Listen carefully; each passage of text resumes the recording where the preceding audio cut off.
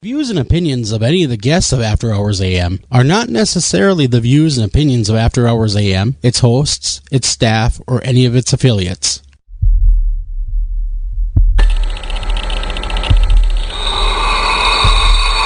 Welcome to the After Hours program.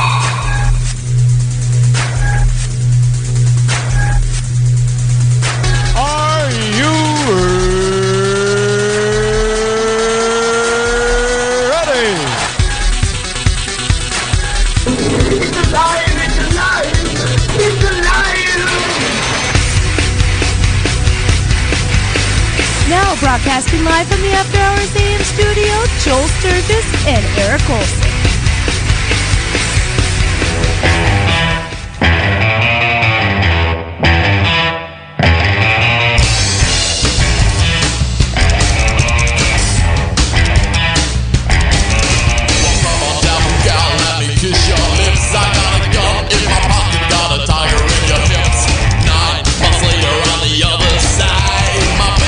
And we had a devil child. Devil child got glowing eyes, a pointed finger and a well. Devil child got soul to buy. My baby had a devil child.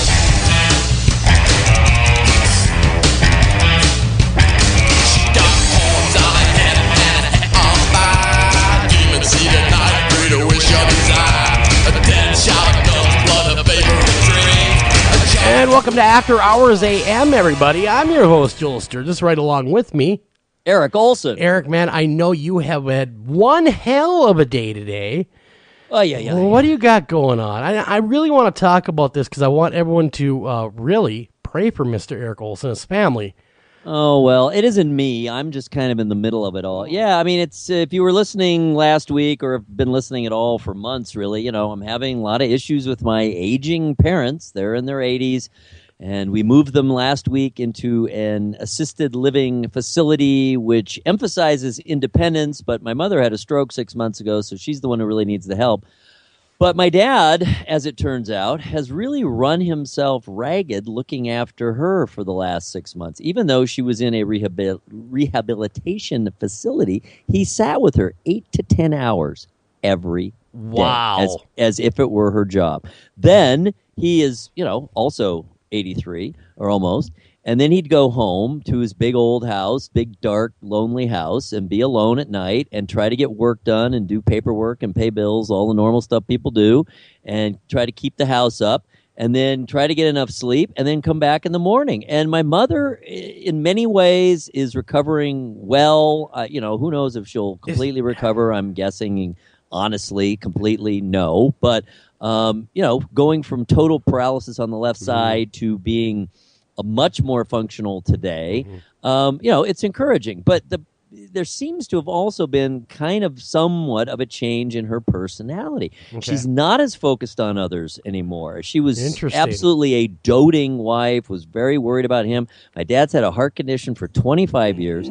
She's always been absolutely on top of it and forcing him to rest and all this. Well, now she accepts the doting, and she doesn't seem to be as concerned about his well-being. Do you think, I don't mean to cut you up, but do you think cut me off. I don't want to be boring. Do you think that she's traumatized? I mean, all this is very traumatic. Do you think she's somewhat traumatized from it all? Absolutely. I mean, she had the bleeding on the brain kind, so her brain was literally damaged. She is in some ways a different person, and I don't like to say these words, but she may never be fully the same person. It's sad. In many ways, she is the same person. Her memory's great, no problem there. She has some trouble still speaking, but generally she can express herself. Her vocabulary's fine. Her memory's fine. But her personality has changed to a certain extent. She seems to be much more inward than she was before. And who knows what the answer is? It's a stroke. It's a chemical change in your brain. We'll keep working at it. We'll keep being hopeful. We'll keep praying. But who knows? So anyway, my dad has been run ragged. He's been in the hospital twice in the last week, and he's there now. And we're just very, very concerned because this whole living arrangement that they have now is predicated on the assumption that he's there and he can help her because she really can't be alone yet. Well, sure. And so that's what's going on. So Well, it's been now- very stressful. It has really involved the whole family. These are my parents, but my wife Dawn, who could not be more helpful or attentive. She works full time. Then she goes and visits. Tonight she stopped off at the hospital to see my dad. Then went to see my mother. And this is on top of all her duties. And we still have youngish kids. We have a preteen and a teenager to go with the two adults. And my daughter, the adult who lives in this area, she's being helpful, but she has a life of her own. She got married last summer. She's I remember got that, yeah. 2 full-time jobs. So, I mean, we're not going through anything that essentially, I guess, eventually all families go through. It's just, wow, now it's me, Well, how and many- I realize I have to look at the bigger picture and I have to try to have some perspective. But on the other hand, it is me. It is Well, my exactly. life. It's These are my very- parents. This is my family. It's all very, very personal. It's very, how very many, personal. How many years are your folks married? Or have been married, rather? I think 2, 3. Okay. Now, from my own experience, my folks were married. My parents were married 46 years. And it's been now, this April the 9th will be 2 years since my dad passed. She is still not over this. And I don't expect her to be. sure. I don't expect her to be. But it's still in that grieving process. Now, you're taking a guy or individual is so used to having his wife around him for the last 60 years and basically ripping her from him. Now, that had to have been extremely mentally just heartbreaking for this poor man. And on top of it, the anxiety, the stress, the depression, the And his worries age. at his age. Now, we're not talking about someone in their 30s. We're talking about someone in their 80s. And so the poor man, quite honestly, in my opinion, at least it seems like from the outside looking in, has run, like you said, run himself into the darn ground here. And what he needs is some really good rest and prayer. And that being said, he had a surgery now that has left him with a fairly large hole in his arm. And skin grafting, folks, if you ever had a skin graft or met someone that's had a skin graft, it is it can be extremely painful, especially if they take it from another part of your anatomy or if they opt for... They will. They got to take it from his inner thigh, they said. Everyone that I've ever met that said I had a skin graft, I go, wow, what would that feel like? And they said, imagine the worst pain or worst rash or even cut you've ever had in your life. And that's a skin graft. And they're ripping apart his anatomy to put it somewhere else. So, I mean, Eric, if anything, you're downplaying this. And you don't mean to, but it's am huge. trying to keep some perspective because, man, people have had it worse. Look, guys, out there, I know I've been lucky. I am 57 years old, and I still have both my parents. And there's an awful lot of people out there who can't say that. I know that's true, and I know that in my mind, but it still makes it really hard. It makes me realize age doesn't make that big a difference. You're still sad. You still miss them. You still want the best for them. You still want them around. Yeah. So, yeah, to kind of finish up with what you were saying, how's this for ironic? He had some sort of breakdown that involved his heart palpitating a week ago. He was only in the Cleveland Clinic overnight. Let him out. He was fine. He recovered quickly from that. But it appears while he was there, he picked up this infection. He's had kind of a rash on his arm. It was probably a bit of an open, a little bit open, so that whatever germs were there at the hospital, and they say there is no more germy place than the hospital. That is true. If you think about it, it makes sense. My wife can definitely And he attest picked to that. it up. That's right. Your poor wife. Ugh. But yeah, I mean, it's just unreal. And at his age, his immune system is not the strongest. Let's just be completely that honest. and the stress. Yeah, I think it's the stress, and I think we're really talking both my parents. My mother, I've noticed looking over her medications, is on antidepressants, which I guess is very normal. Yeah. It's just pretty much, de rigueur for stroke patients. But my dad is not, and I think he needs some anxiety medication. I think we're at that point. Yeah, He's I would got to agree. learn to calm down, settle down, take it easy. And I just don't know if he's capable at this point, frankly, without some chemical interference. So that's something we're going to push But for. your father loves your mother. I mean, Yes, he I does. mean, no, I mean, I don't know what I would do, to be completely honest, without my wife. I mean, I'd be lost. I mean, As would I. and so my heart totally goes out to him and to you and your family, and prayers. Of course, everybody say a prayer. Say a prayer for everybody in Eric's family, including Eric here, because he needs strength too. The caregivers need strength. Not just for myself, which I mean, I'm okay, I guess, and I'll be okay.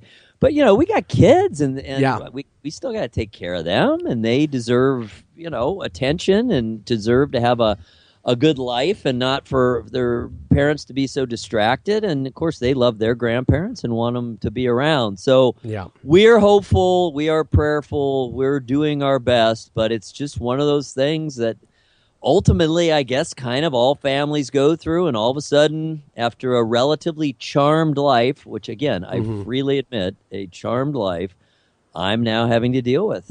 No, my heart goes out to you, man. It really does. It's Thank you. hard thing to go through. And I do, though, believe that everything will work out for the best and the way it's meant to work out. I think that everything would be all right, man. I really do. I hope so, and I very much appreciate your input and your concern and friendship, and it counts for a lot, and it's very nice. And I also appreciate I feel and see the goodwill, the collective goodwill of our listenership, and that also means a lot.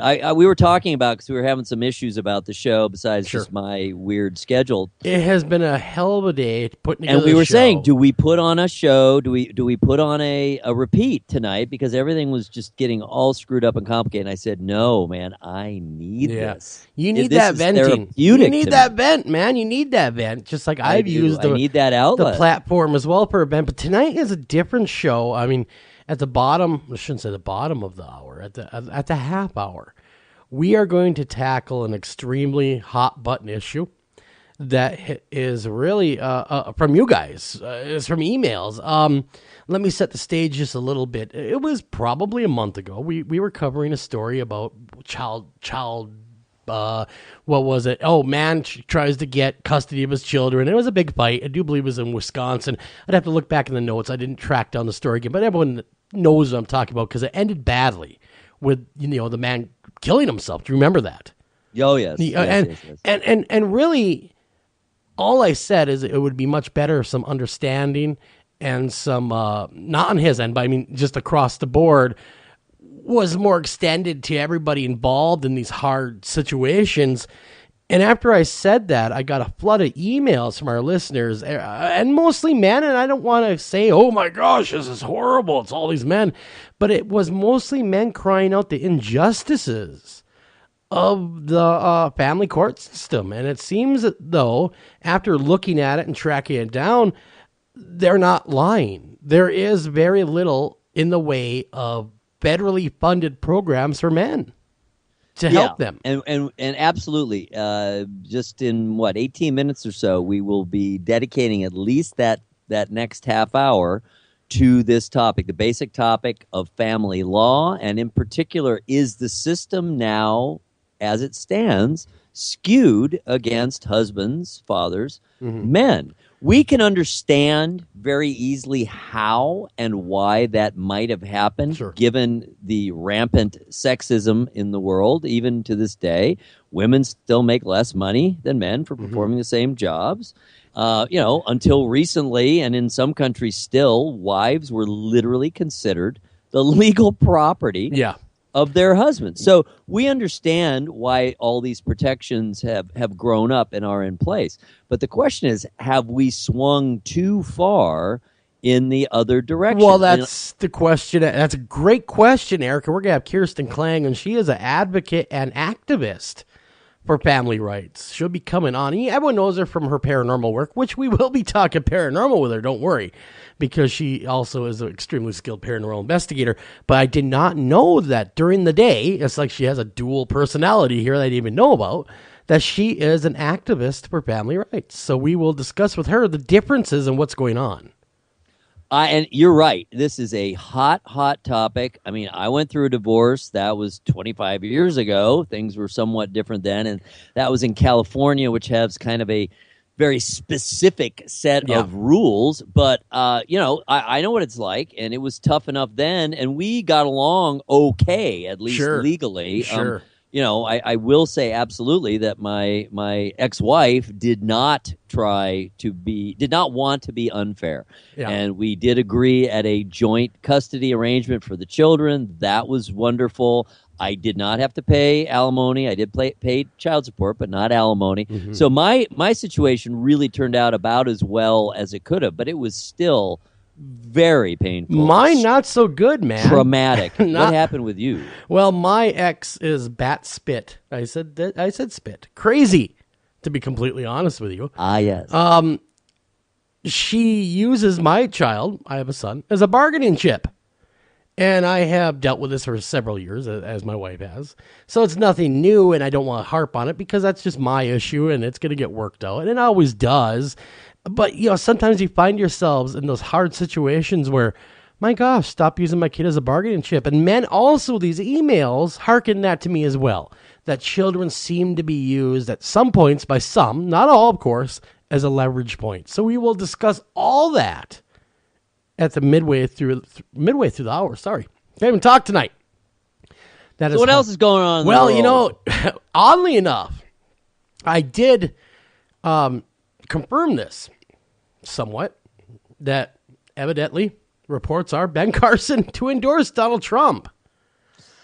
Donald Trump just broke is on the UPI certainly News. An enigma. I got a very interesting email. You get the majority of them still, but I'm starting to get more. You guys can get a hold of me either through America's Most Haunted site or through Facebook, or through the show. Absolutely. Get a hold of Eric too. Share what is your my love. email through the show? What is my address? Well, right now, what we are going to do, just for ease of listeners, is I will forward all emails from here on in to Mr. Eric Olson.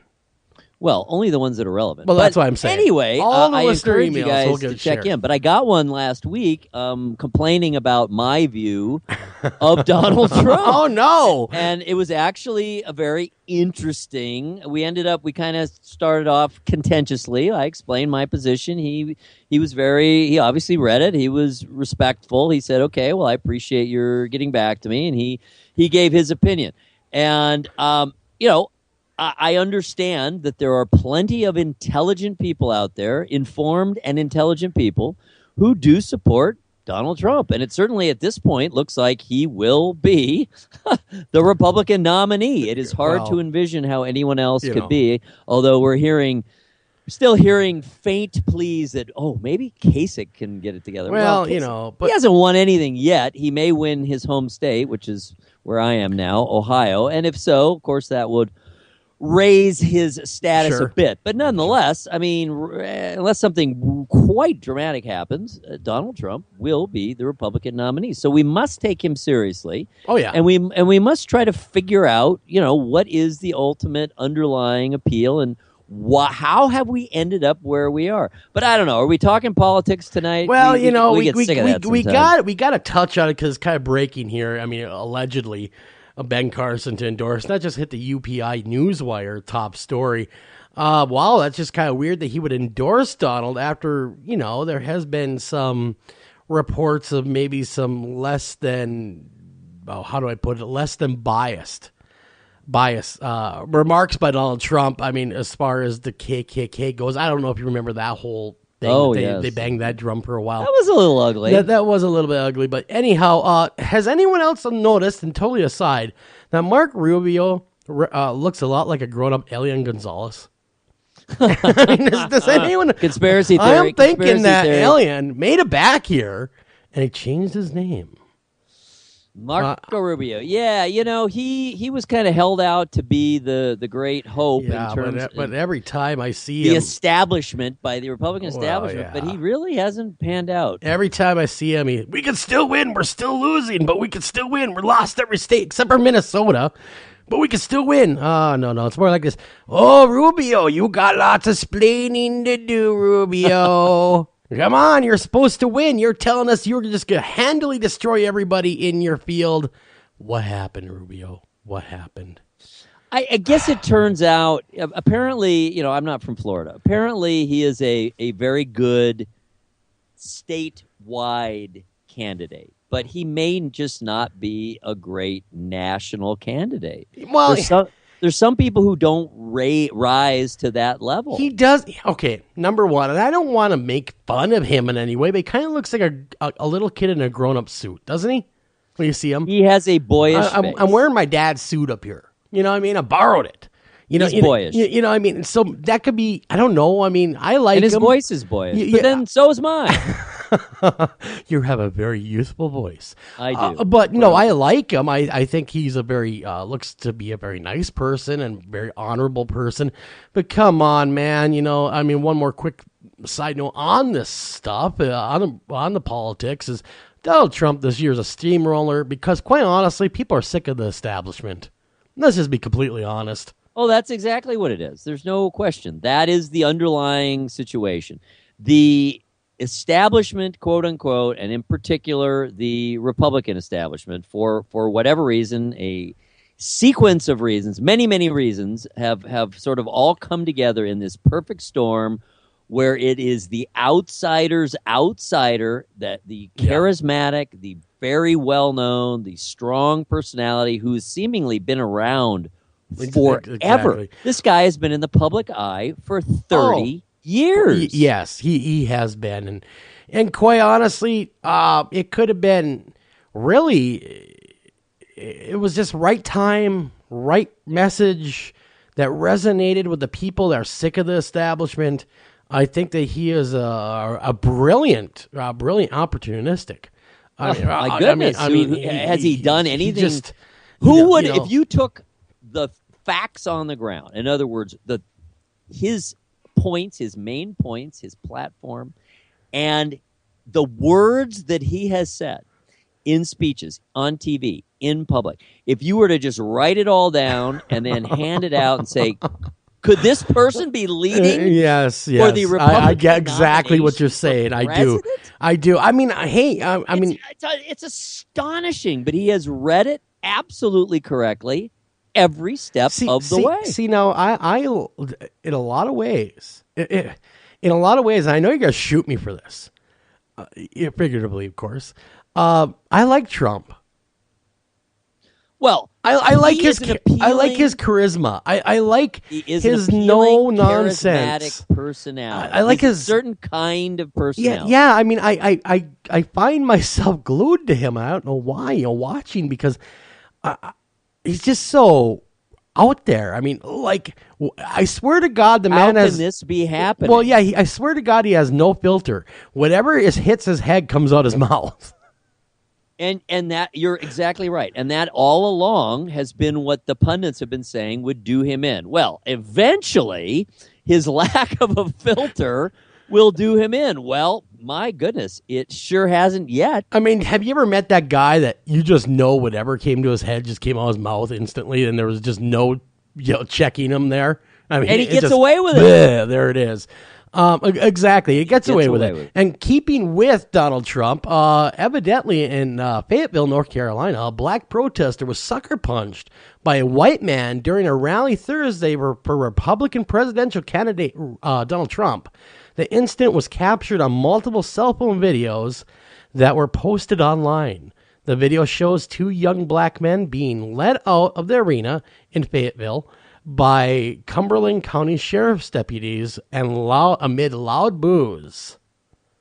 Wow. Well, there's been a lot of very questionable things that have happened. I mean, from saying we're going to exclude or have a moratorium on Muslims entering the country. I'm sorry, that really is kind of against But the that's not the Constitution. first time that's happened, though. No, I'm They're- saying they're- this they're- has been a recurring No, but issue. other presidents actually did that. They did put a moratorium on. In the well, past, not on a religion. well, let's see, the Japanese in World War II, they were rounded up and they were actually put in camps. That was a very Okay. bleak moment in American history. But see, even that's not a religion. That's a but he's saying Muslims now. That generally targets who? Middle Easterners. Am I correct? When you think of Muslim, what do you by think of? percentage, sure, yes. You don't think of a white guy, do you? When Although you hear there Muslim, are plenty. No, there are. I'm not saying there aren't. But what does your mind conjure up when you hear Muslim? Certainly, the stereotype would be a Middle Easterner. Yes. Okay. It was told to me by another radio guy named Bill Cunningham in your area that not all Muslims are terrorists, but most Muslims, almost all exclusively, have been radical Muslims that were terrorists. You're saying all radical Muslims are terrorists? No. Not all Muslims are radical Muslims, but the terrorists that have attacked us have been radical Muslims. How do you differentiate upon viewing them? Can you point them out and say, you're the one that's going to bomb us next? My point is I don't think you can use religion as you can't. But I think it's impossible. I know that in the past we have, like I mentioned, with the Japanese run them up, which I think is deplorable. Don't get me wrong, deplorable. That's a grim do moment. not in any way, shape, or form advocate that at all. It was horrible and never should have happened, in my opinion. But now we're talking about banning Muslims, or at least Trump is. Okay, I get his sentiment behind it because that's what the average American is thinking. The normal white middle class guy is thinking we should ban Muslims. Most of us, seriously, if you were to poll them, because I've seen the numbers, we support that. 75% support that. That is a frightening number, I must say. So, why? Obviously, the majority of Americans want this to happen. Well, I don't know about Americans. Well, majority of the ones polled, I should say, sorry, let me back up, want this to happen. Okay, but there's no fair and ethical way to do so. No, there isn't. There's no method. No, exactly. And so instead of, Donald Trump is using fear. Okay, he's using the old tactic of fear, right? Yes. Okay, and fear is one of our most knee-jerk reaction emotions, is fear. We act on it right now, fear. Yes. And what he's doing, if I can analyze this for a minute, is working on our fear. But here's the problem, folks. And I'm not saying you shouldn't be for Donald Trump. I'm not saying you should be. But what kind of president are we going to get that only campaigns on fear?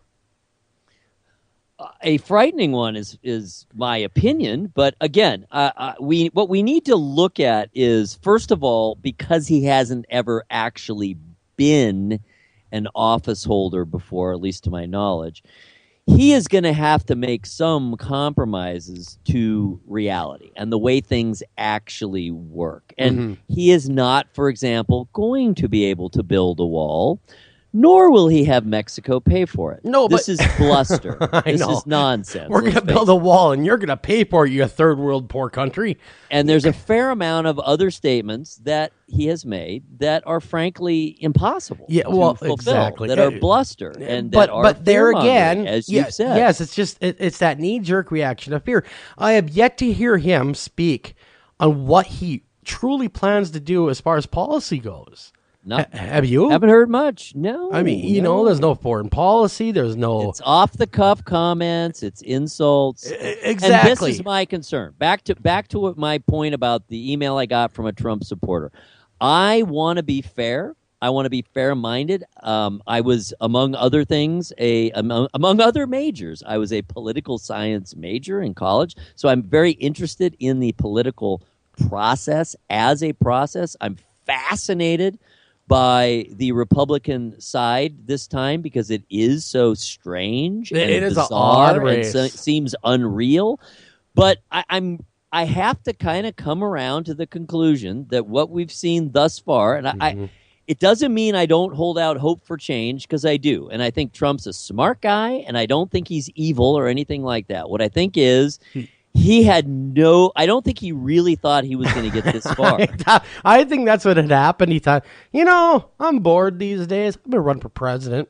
I'm 69. You know what I mean? I'm just got gonna throw it in billions. there, and Why not? yeah, that way I can add that to my. Again, actually ran for president before, did horribly. Right. But I'm gonna run for president because the field looks particularly weak this go around. Maybe I can make a little noise. Probably won't get very far. Maybe I'll win Iowa. Who knows? Who knows? But he's going, oh my God. Can this really be? Am Pinch me. screwed. Yeah, pinch me. Am I really the...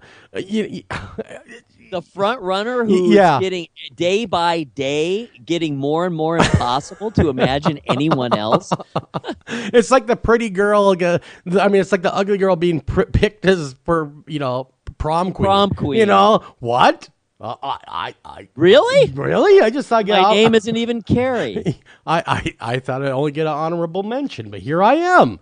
Oddly enough, we got to get out of here. We got to go to break. When we come back, Kirsten Klang, we're going to talk about the differences or the things about family law that you guys have written to us that you guys are concerned about. So we come back. It's all about you. Don't go anywhere.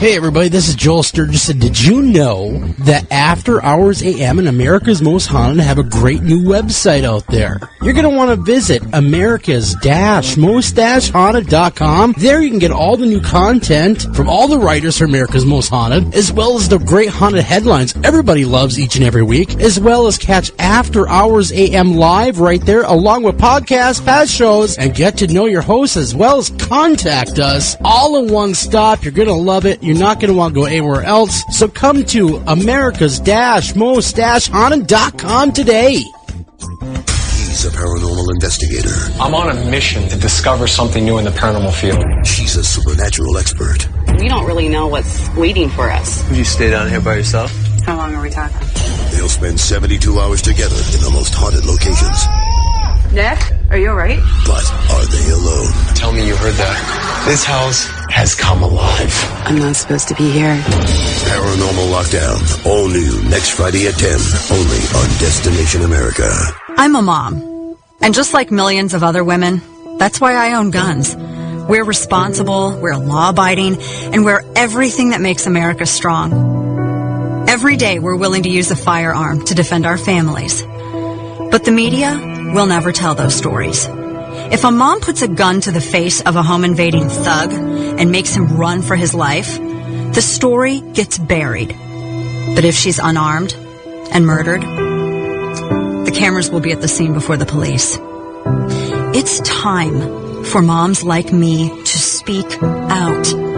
We are the majority.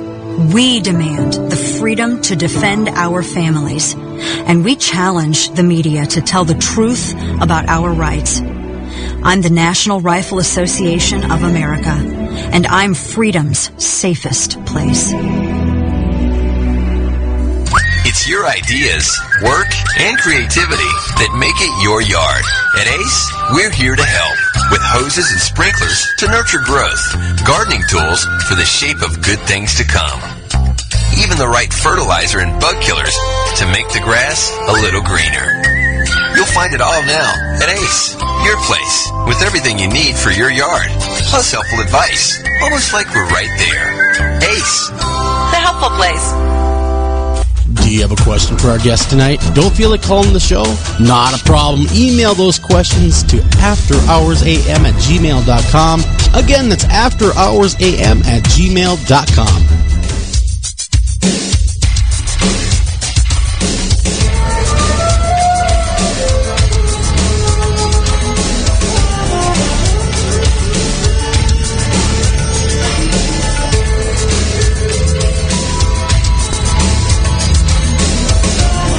And welcome back to After Hours AM, everybody. I'm your host, Joel Sturgis, right along with me, Eric Olson. Eric, now, we did allude to this topic before we went to break of this may be a hot button issue, and we assure you, We do not want to offend anyone. And again, anything that is said by us is not necessarily a reflection of any of our affiliates, radio station sponsors, or anyone else. These are truly emails and thoughts that were delivered by you, the listener. And we are actually listening because we have been criticized that we have covered gun control, mental health in America, and even Scientology, but we've never tackled the court system. That being said, family law, and it's Exactly. something that touches on so many of us, whether you're a child or whether you're, go through a divorce, and I mean, it's endless, and it impacts almost everyone, and at some level, almost every extended family out there. So here's what's up. After an offhand comment on the air about some issues Joel was having with his ex-wife, Yep. we were inundated by emails and messages from listeners who are having or have had similar issues involving family law, child custody, divorce, and the like. A consensus seemed to evolve among those who wrote in that the system has become skewed in some ways against husbands and fathers.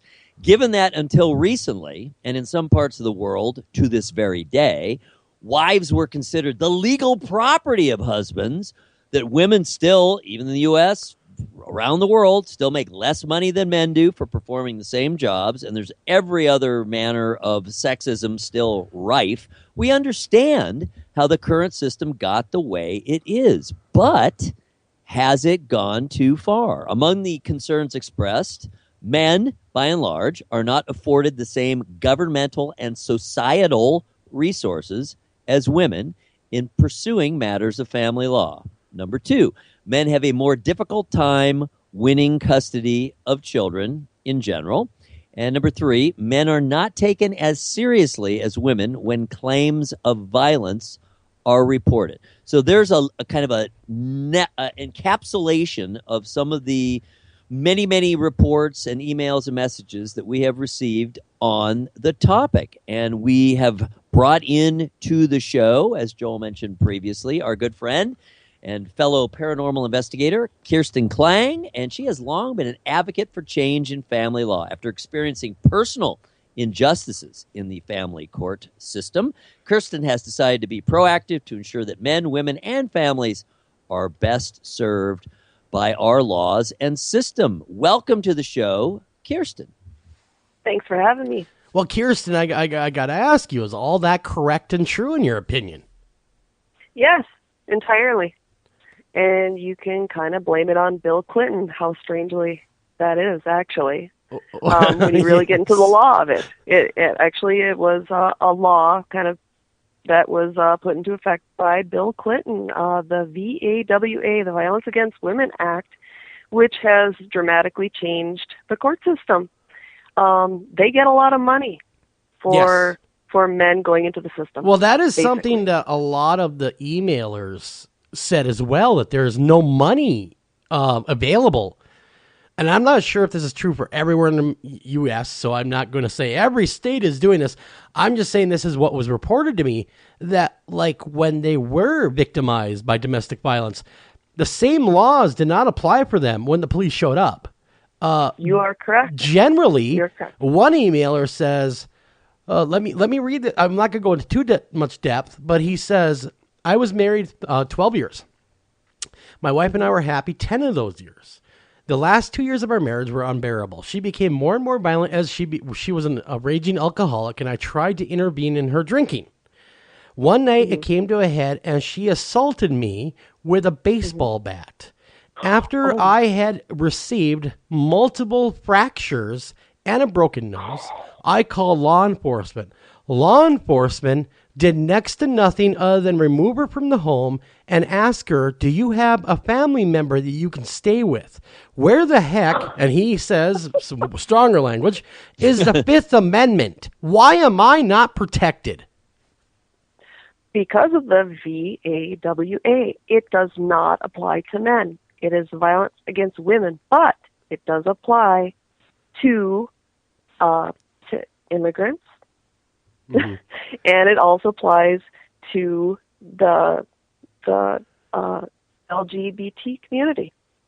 So, but not men. So, okay. So let me get this straight. We're all immigrants, right? right? Isn't that how this country Yeah. was founded? Ultimately. Okay. Let me not split hairs here, but honestly, that's just ridiculous. Isn't that assault? Shouldn't that person have been prosecuted to the nth degree? An attack with a baseball bat is an attack with a baseball bat. It doesn't matter whether It's you were assault born with a deadly weapon. It doesn't matter what second-degree assault. Exactly. It doesn't matter what genitalia you have to be born with. It's still a ball bat. Yes. And because a woman assaulted a man, it's seen as different. That's the only reason why. And it's wrong. Kirsten, why don't you? Can we back up a little bit? Why don't you tell us about your experiences and how you got into this topic, and why don't you just give us kind of your overall overview of the topic and how you see it moving forward? Well, I've always been about a half of a percent. I've been the one woman that sees things, empathetically towards men. My experience started as a payroll secretary, where I'd see guys coming in I had a guy come in with a paycheck of $0, which is not legal, but it did happen. And of course, this was his second job, so he showed me this, and I had to inform him. He had no idea that this was not legal, so I told him, and that's kind of where my interest started. But later on, it did affect me personally when someone came to my door and was crying his eyes out. He had been in jail for 7 days over Christmas.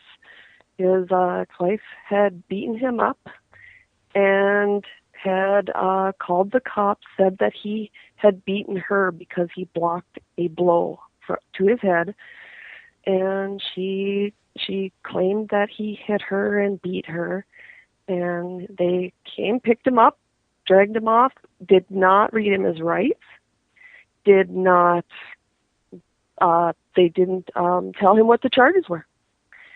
He ended up spending $14,000 to get out of that mess, and he was charged with a disorderly conduct. So it's very close to me. This is somebody very close to me, and I couldn't believe that this was happening. And he had a lawyer. He did have a paid lawyer. He paid plenty for this lawyer. So it does happen, and it can happen to anyone near you. Wow. And, What are some of the other extremes that worse. you've seen? Yeah. I have seen. I've actually heard of a friend of mine. He spent $20,000 trying to get to visit his child, just for visitations. He was paying huge amounts of child support, very willingly, mind you, paying the child support. And as his ex-wife and her new boyfriend drive by with their pontoon boat in the back, they wave at him and said, "Thanks for the pontoon, John." That is not very nice. That should be a no. Yeah. I guess really, quite honestly, I think Eric kind of said it best, as well as, for a long time, women were viewed as objects to own. I have a beautiful, wonderful, loving wife that we're definitely equals, just like Eric is equals with his wife. We can't imagine that kind of lifestyle, but it did exist, so that makes sense why these laws were in effect and why they are there. But do you think the pendulum has gone just too far the other way now, where it's almost as if men are criminals even before they do anything? Totally, because they get money for these programs that they need to run their court system. So they get a lot of money for this. So every guy that goes into the system is another chunk of cash for them. So they're trying to pull in as many as they possibly can. They only get, maybe for our whole region, $200,000 from the state for this. Yeah, that's all they get. It's very little. So they have to kind of raise their own funds. So you That's mean why they're they motivate law enforcement to do this. Okay, so what you're saying is they're manufacturing offenders. I would say to a degree that they are influencing law enforcement to make these kinds of arrests that maybe they wouldn't have done in the past. They wouldn't have been as quick to make these arrests and put these charges on. Well, and the lawyers aren't even fighting it. It's interesting, and there's another email here that I found very interesting and maybe cuts to the bone a little more on the subject matter of money. This one comes from Keith. Keith says, you know what? I've been a good dad for many, many years. That is until I got a divorce. And my ex-wife has made it entirely impossible to visit my child. She has thrown everything at me, including Child Protective Services, made me spend oodles and oodles of money, jumped through thousands and thousands of hoops, till one day I came to my senses and I walked away. Yes, I am a walk-away father. I didn't do it willingly. Happen. I didn't want to do it, but I could not financially afford to fight the system any longer. It shouldn't happen. It should not happen.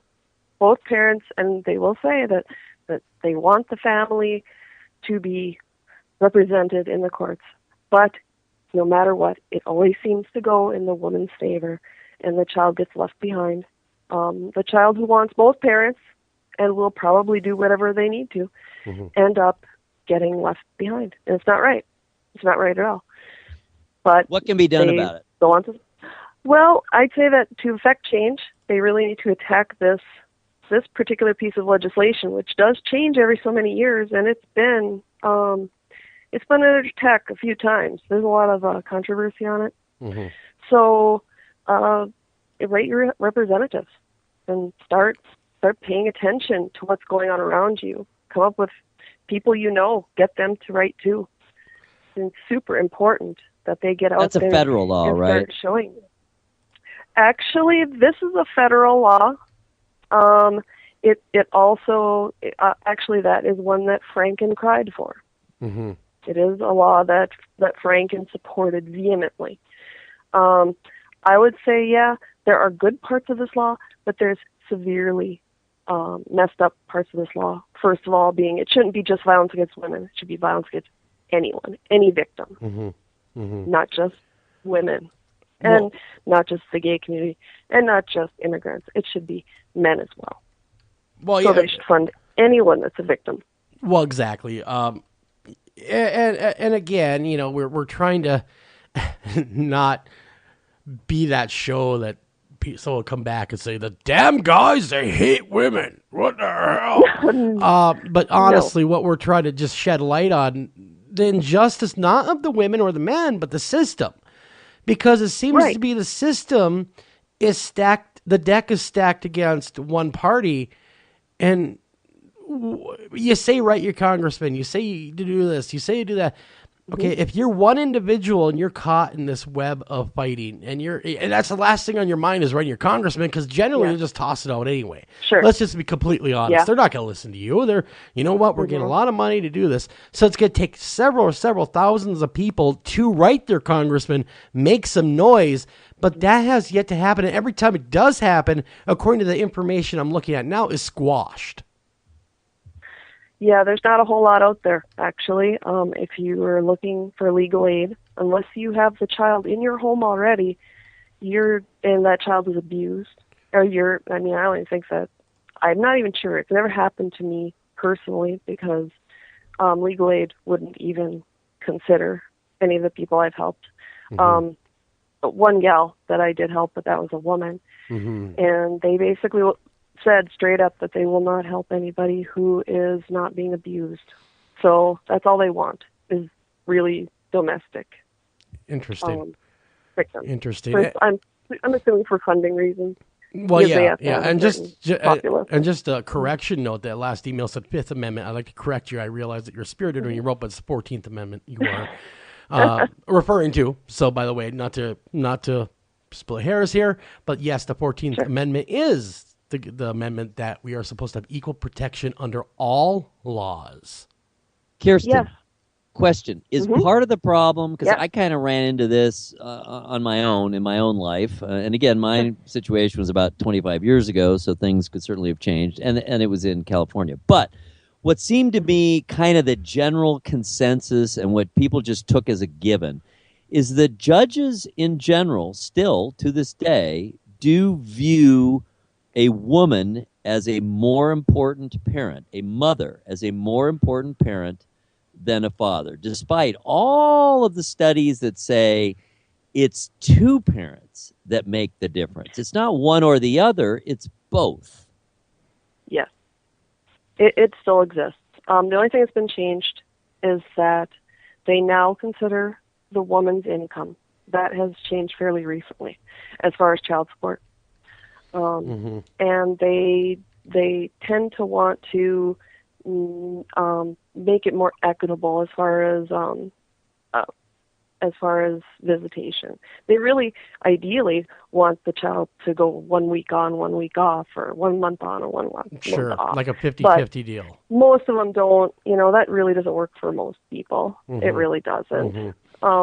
I think most guys or whoever who has a full-time week job, they're going to be just comfortable with even just a weekend with their child. Yeah. And a lot of the problem is that they're going through, and even if they get something, the women are not following through. So you can go spend all this money in the court, and then the women don't follow through, and who do you call? Well, exactly, and that's going to be the next email. Dan from right here in Minnesota says, I do have an order for visitation. I get him every other weekend, my son, and my daughter as well. I have 2 children with my ex-wife, but very rarely do I ever actually get to see them, because every time it is my turn for visitation, something pops up. Something always stops the children from coming into my custody. How am I supposed to have effective and equally parenting time when I can't even see my children? How does somebody go about enforcing an order? Exactly, and that's a really good question. How does somebody actually And that do was why we were going to have an attorney on the show, but she backed out. They did have come up with a program, at least through our county. I don't know how widespread that is. But through St. Louis County, there is a program that they've put into place where it shortens, chances are you'll end up back in court if you're having troubles like this. But they do say that that it shortens it up to about, they should get it resolved within a month. So you're still going to spend a lot of money. Okay, but here's the but question you should now. get it resolved fairly shortly. And I realize you're not an attorney. Like I said, we were going to have an attorney. Nope. But No. here's the deal. But when a judge signs an order, does that not become law? It is a law. You are correct. Then but why try to find anyone to enforce it? That's the trick. There's a slippery slope. Find someone to enforce. So that's just wow. That's amazing. And to it's me. uncomfortable. It's uncomfortable for the police officers. I totally empathize with them. They don't want to deal with domestic anything. They hate They it. take an oath to uphold all laws. Oh, they'll do it. They'll do it if they absolutely have to. But generally speaking, they will skate around it as much as humanly possible. Gotcha. They'll call for you. They'll call your ex, and your ex will say, "Oh, he's sick," or "Oh, it's something else," and then you're stuck where you're at anyway. Okay, all right. So, Interesting. Again, anyone that's just tuning in, this is not a woman bashing session. This is not in any way. This is more of a system bashing session because of equal now I've read some men. Here comes the women. Laverne, I love that name because I remember Laverne and Shirley. What a great show. Is dealing with what the men are dealing with. Hello, my name is Laverne, and yes, I am a woman, and I am facing what generally a man faces. My husband has said horrible lies about me. They're unsensitive. I mean, there's always that behind it. I mean, lies, and this person is that, and that person is this. That seems to be a theme, but she is facing what the men are facing. She says it's not male specific. If you have the right amount of money, yes, anyone can have children. Because she has an uphill financial battle that she just cannot afford to fight her wealthy ex-husband, who became wealthy after the divorce was final. Yeah, and if there's no abuse, good luck going to legal aid and getting any help. That's the sad part. Right now, at least, that was the experience I had with the last person I helped. And that person ended up spending $30,000. And that person actually did have a abusive former spouse. That was actual abuse situation, which most of them are not. Interesting. Yes, by the way, we absolutely do not wish in any way to minimize actual abusive arrangements. You know, we did a show not that long ago about a horrendous situation within the paranormal community where an abusive husband killed the wife and killed himself. And so these things happen, and they happen, as we learned in that show, talking to reporters and advocates. This kind of thing happens every day. So it's not as though we don't think that there are truly abusive relationships, and by percentage, sure, we're very well aware that it is much more often men who do the abusing. But the thing is, it isn't only men. And as we were talking a while back, I mean, if a woman comes after you with a baseball bat, yes, she could kill you just as dead as a man. Well, exactly. I mean, the ball bat doesn't care who it's hitting. You know, it's not going to stop and say, "Oh, that's a guy I'm hitting. I better hold up." You know, of course, if you are experiencing domestic violence, please call 1-800-799-2333. 1-800-799-7233. Sorry, tongue-tied. That is the 24-hour-a-day national domestic violence hotline. If you're being at all threatened, you don't feel safe, call that number. They will help you. And they help men, too. They do. That's Why one of don't the you ones give that that? will help you. Give that number one more time, Oh, Joel. sure. You can make me bring it up again. Come on. Close that window. Oh, gosh darn it. Let me go ahead and get that back. But I do believe it's important that we get that word out that people can call, whether you're a man or a woman, and get help. Do not stay in an abusive No, gosh, no, arrangement, male, and it is not female. your fault. I don't care if you're a dog. Get out of there, man. It's only going to get worse. 1-800-799-7233. 1-800-799-7233 is the National Domestic Violence Hotline.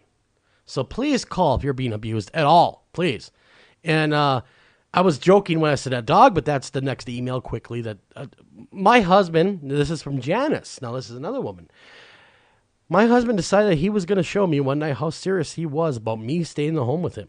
So he took it upon to kill our dog in front of my 3-year-old child, saying, "You will never leave me." She, of course, scrambled to the door to leave him, but he proceeded to shoot at her. When she got out of the door, she ran to the neighbor's house and she, of course, dialed 911. Police arrived, drew guns, but to make matters worse, a standoff ensued. My son had to witness this at 3 years old, and he is now 9 and cannot get that, even at 3, that vivid image of his father in a standoff out of his head. What can I do for mental health services to make them take me seriously that, yes, even a 3-year-old can have these vivid memories? Well, who would question that for a moment? People have memories from the don't know. womb. You know, because she's just trying to get some help because her son is evidently suffering from witnessing this. But see, the professionals are saying, well, we generally don't have memories until the age of 5. Kyle, I have memories from when I have an extremely vivid memory of my preschool. I was 18 months old. My mother took me. I remember her. She was big then. And because I was 18 months, get it? And we went, we started very early. I was precocious and all this kind of stuff. But not you. The memory I have is my mother standing very, very tall behind an enormous living turkey, a real turkey that they kept around in the playground, in the yard of this preschool. Mm-hmm. And it is among my most vivid memories. And I was only 18 months old. So my advice is to talk to a better professional. I mean, not only is it horrible what was witnessed, absolutely, but get your son to a different professional that will take it seriously, because that has also been a hard thing to find these days. The mental health system just seems to be totally broken, and that's a whole nother show on its own right there. Yep. But it just seems to be totally broken. So, ma'am, shop around. Find somebody that will actually take you seriously. Yes, I remember things from when I was a small child as well. They are full of bunk. Yep. Seriously, they're full of helpless. I remember being helpless. Yeah. Just seriously, ma'am. I am so sorry that your child and you had to go through this and witness this. That's horrific, and it's terrible. But, ma'am, with all due respect, please get your son the proper help before he has a problem later on down the road. Yeah, just go somewhere else. Keep trying different places. Go out of your area. Well, do whatever you got to do. That being said, it is the bottom of the hour. We're going to play some Fox News. When we come back, we're going to get back to our bread and butter with Kirsten Klein. Kirsten, you want to hang around and talk some paranormal? Sounds awesome. All right, when we come back, paranormal coming right at you. As soon as I can hit the play button, I guess. What the hell, man? I don't even know what I'm doing anymore.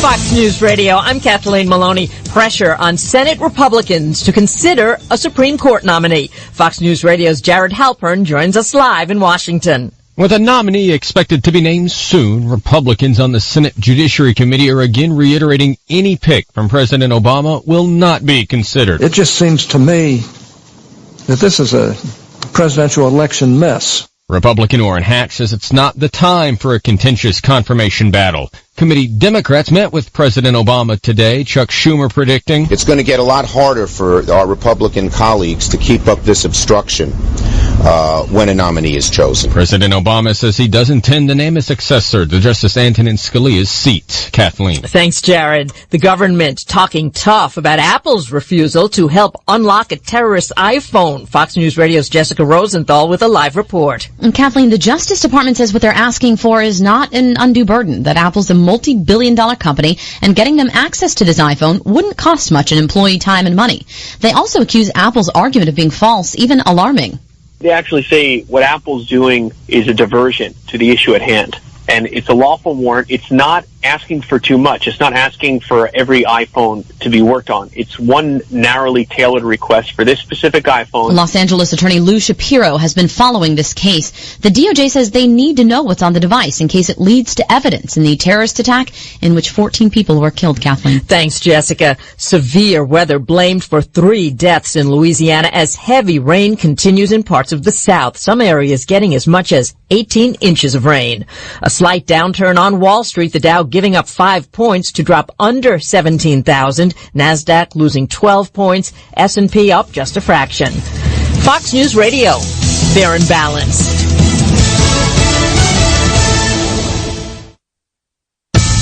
An endorsement from a fellow senator for a GOP candidate. It's time, my fellow Americans, to expect more. It's time to expect freedom.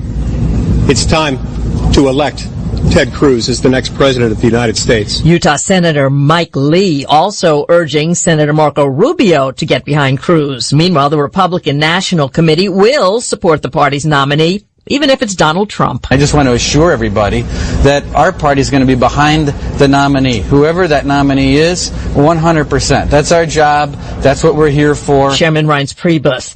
The 4 GOP candidates on the debate stage again tonight ahead of a big primary next Tuesday in Florida, Ohio, and 3 other states. In the Democratic race, Bernie Sanders rousing students at the University of Florida. To paraphrase Abe Lincoln at Gettysburg, this is a campaign of the people, by the people, and for the people. Sanders hoping to pull off an upset in next Tuesday's primaries like he did recently in Michigan. Documents that appear to contain key information about members of ISIS turned over to a reporter. This is a possible treasure trove of some 22,000 documents, all contained on one thumb drive, obtained from a defector from ISIS, and given to correspondent Stuart Ramsey of our sister network here at Sky News in London. Incredibly, allegedly, they are employment applications for thousands of foreign jihadis from over 50 nations, including the United States.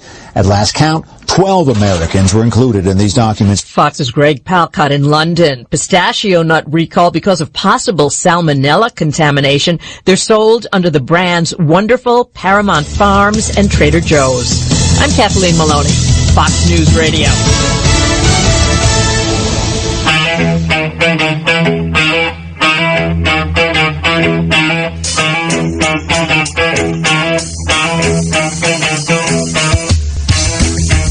Welcome back to After Hours AM, everybody. We're kind of going to act this a little backwards.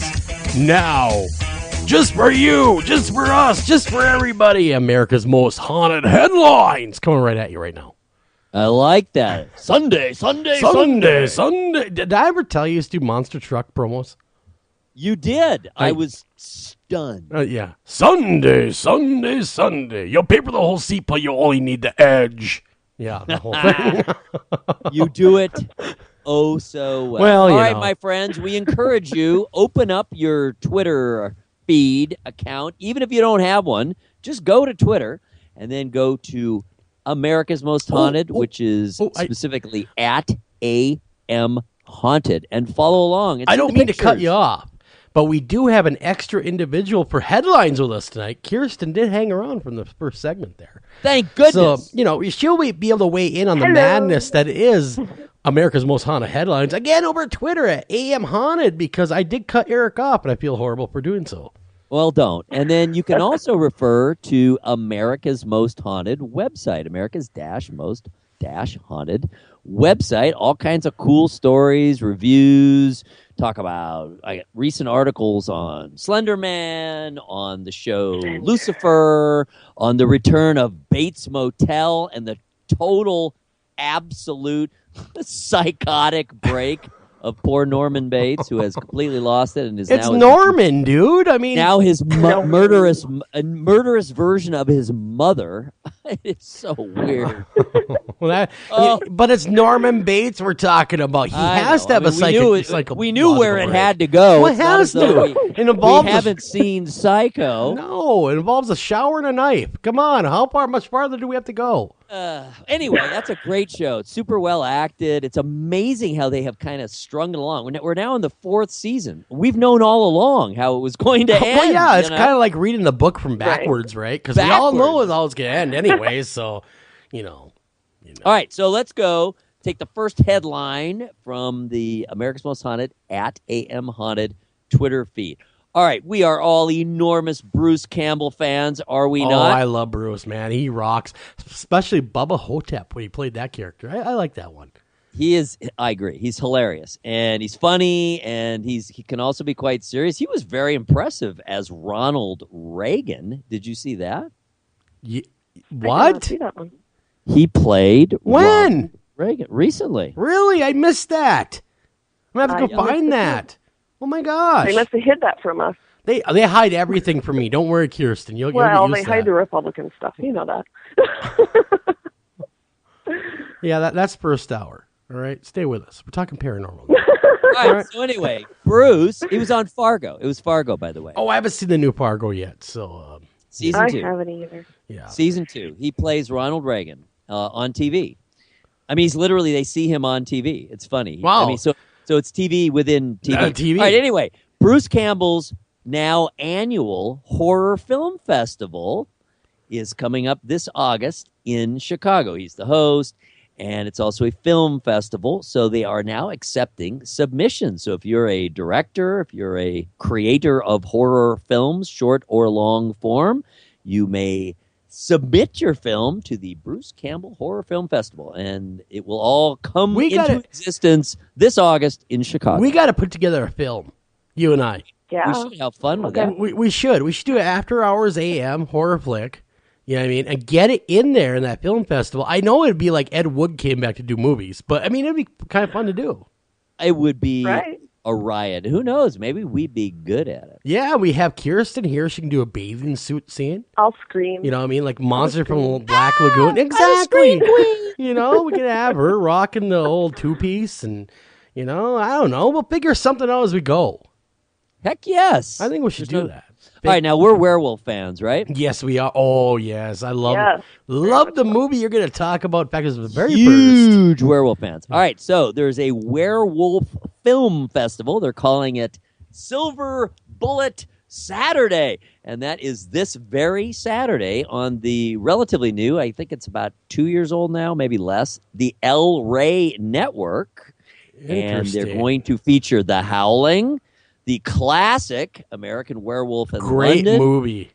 As well as two newer, quite new actually, one's 2013, one's 2014, or something close to that. Yeah. And one of those is Blood Moon, and the other one is Dark Moon Rising. So all of that will be featured on the El Rey Network this very Saturday. So you can werewolf to your heart's content. Do you guys believe in those Call things? to the moon. Do you guys believe in werewolves?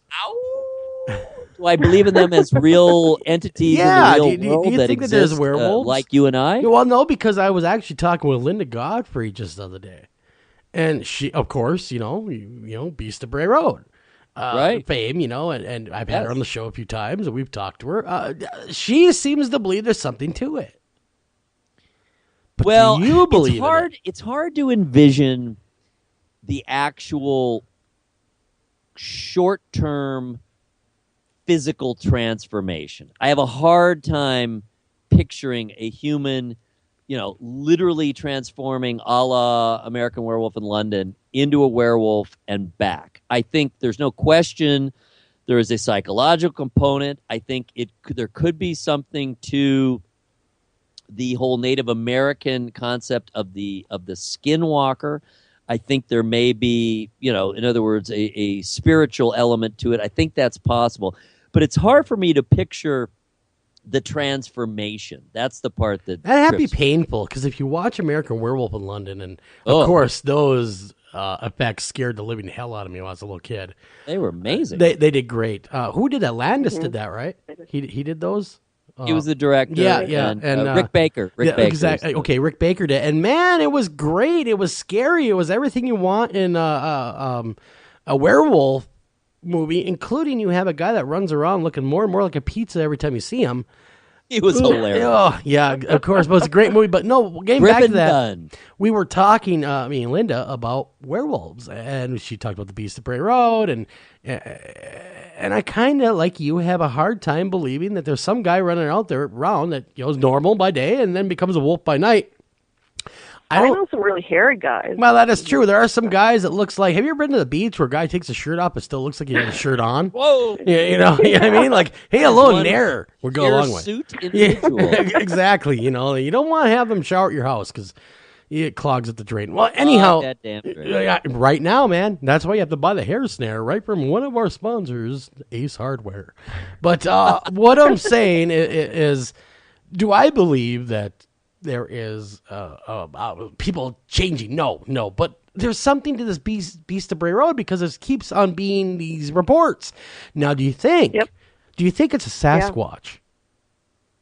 Oh, it's possible. I am more inclined to believe in cryptids. In other words, entities that are whatever they are all the time. It is the transformation part that really trips me up, because it just doesn't seem physically possible. No, it hurt. You'd bust I mean, up how could your bones go through Well, that? that's for exactly example? right. Yeah. And who would want to eat milk bones and everything else when you have steak? I don't get it. I don't understand transformation. But anyhow, there has been evidently recently a sighting of the Beast of Bray Road. So then we were kind of discussing that, and it seems that it's starting to gain traction again in Wisconsin. I think it's possible that there are some sort of, really freakish hybrids out there, or just people who are really deformed. Well, we are talking Wisconsin. Insane. Oh, no. If you're murderous, deformed, and insane, that's a werewolf. We want to hear from you. Email Maybe us. they're just spirits. Maybe they're spirits you only see once in a while. Well, this is true. Maybe it Could is be. something like that. But moving right along from werewolves. I love this picture. Now we're on the UFO tip, moving down the America's Most Haunted Twitter feed. Have you seen this picture before? No, this is the first time for me. That looks cool, though. That All poor right, guy so driving the that conspiracy theorists, those who are inclined toward UFOs, think this is for sure a UFO, a crashed UFO being hauled on a truck in broad daylight. Wow. With nothing but a tarp over Wow. it. Well, they'll never notice it's a UFO. Let's put a tarp over it. Okay. just trucking on down the highway to Area 51. What are your thoughts on that, Joel and Kirsten? Well, I hardly believe that they're going to just put a tarp over it and go, they'll never figure this one out. They're Trump supporters. Area 51? So what? No one will get it. No kidding. But nobody's going to think anything. Well, that aside, they'll never see us coming. We have a tarp, don't you see? You know, look at us. We'll be those sneaky. who don't have access to the image, and it is kind of all over the internet. It's one of the wide load trucks. It is, and it's got giant. It's taking up 2 lanes. You know, yeah, so everybody's stopping or slowing down. Yeah, well, exactly. Big UFO shaped thing, whatever it may be. Maybe they thought covered only with a tarp, and it is heading on down the highway. You know, maybe they talked to my 2-year-old daughter before they did this because she'll hide things in plain sight in her hands. Honey, do you have this? No, I don't. Are you sure? You can't see it. Yes, I can. It's in your hands. It's invisible. No, it's right there, honey. Oh, well, some guys called me and said if I put a tarp over it, no one will ever notice it's there. No, I still see it. It's sad when she doesn't do that anymore, though. Yes, it will be. It will be sad. I look at my 31-year-old daughter, and I still see that little tiny face, little smiley face, and her little blonde hair, and I go, "Oh God, you're a 31-year-old married woman now." Yeah, you're old now, and this is weird. Now I have to respect you like an adult. But I remember that a mentality of a 2-year-old could be working for the government. Surprising, no. Well, this is true, But no, right now, just aside about my daughter, is right now we're caught in frozen land, as in the song that has the phrase "Let It Go." She sings out all day, every day, and wants to hear it all day, every day. So I would like to say to the creators of the movie, Frozen, I really don't like you much. Okay, do not make a Frozen 2, because quite honestly, that song has ruined me for any other Disney production. So thank you very, very much. Well, at least you're coming to it late. Well, yes. That is true. Hopefully she'll outgrow it eventually, but every day, all day, let it go. And that's all she knows is let it go. That's it. The rest of it she doesn't know, but all day, let it go. And it's gone. It's gone. I'm like, let it go then already. But anyhow. Gone, little one. Yeah, Week okay. one. I had to vent about that. They're all singing it, not just yours, all of them. I had to all vent. the little girls are singing it. I had to vent, had to vent there at a moment, at a meltdown, so I'm moving on now. All right, so this one actually has a personal tie to me. I grew up in San Pedro, California. You know what is in San Pedro as well? The infamous San Pedro haunting. Well, that's what I was going to say. I know, but Is it San Pedro or San Pedro? I want to beat you to it, but anyhow. If you live there, even if you're Mexican-American, it's San Pedro. Is it really? I always thought San Pedro.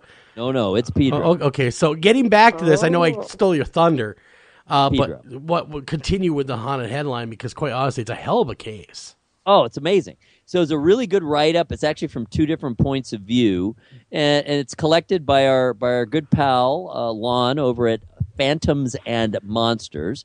And it's just a recap and all the information that's currently out there on the infamous 1989 haunting in San Pedro. Did you live there then? Were you there? I did live there. Well, no, I didn't live in San Pedro. I was still in Southern California, but by then I lived in Redondo Beach. Do you remember? I was not actually in San Pedro, but I was only a few miles away. Do you remember this happening? I mean, do you remember the news story breaking? And so Jackie Hernandez is the woman who this happened to. This is one of the really famous poltergeist, maybe, considered pretty serious poltergeist cases. And the very famous parapsychologist Barry Taff was involved.